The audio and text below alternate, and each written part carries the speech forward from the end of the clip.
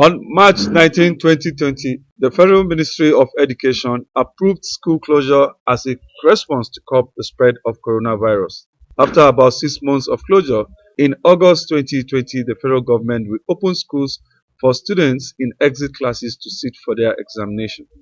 As federal government said in October of the same year that school can reopen, but individual states are to contextualize their opening. For states like FCT, schools were mandated to begin first term 2 weeks after resumption, while some states prefer to finish the term. This has made the academic calendar vary for some states. These respondents say this does not portend well for the education sector.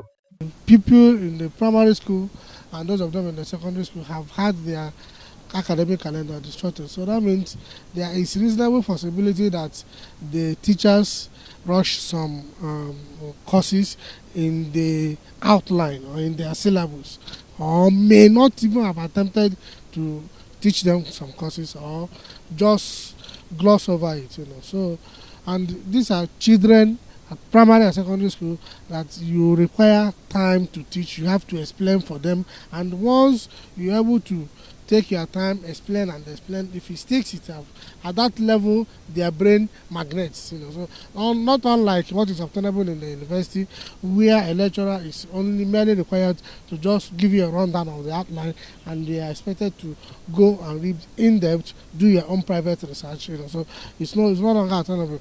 At primary and secondary school level, people are required to be taught. You are required to be taught.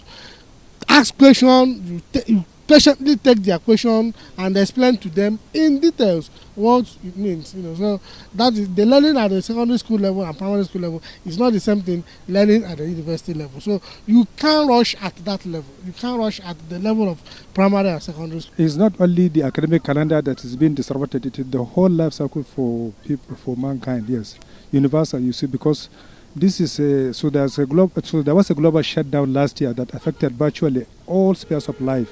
Everything. As major examination bodies like the West African Examination Council have fixed period to conduct examinations across the states, the question on the lips of many is how much of their curriculum would have been covered by states who are behind in their studies. The students cover their syllabus for the year. There is no need rushing. I don't see any need to rush the students to say you've missed 2 months, now you are required to read for 3 weeks to presumably finish a term that takes up to 3 to 4 months, in some instances.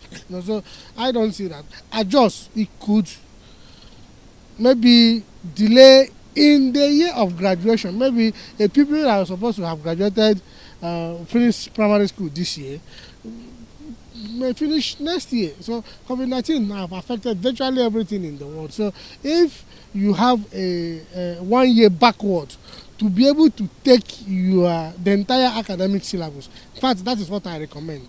If there is need to adjust to the academic calendar so as to give the full 3 months, first semester, first term, second term, third term, so that the teachers will have time to cover the entire syllabus. No, you see, the system has not been uniform for quite some time. There have been a series of disruptions here and there, not only because of COVID, but due to some other incidences and some other issues. So if government wants to synchronize the calendar, they can do so by making policies and certain reasons why things should be harmonized. The unstable school calendar is one issue education stakeholders say government must address. Zakari Gabriel, ITV News, Abuja.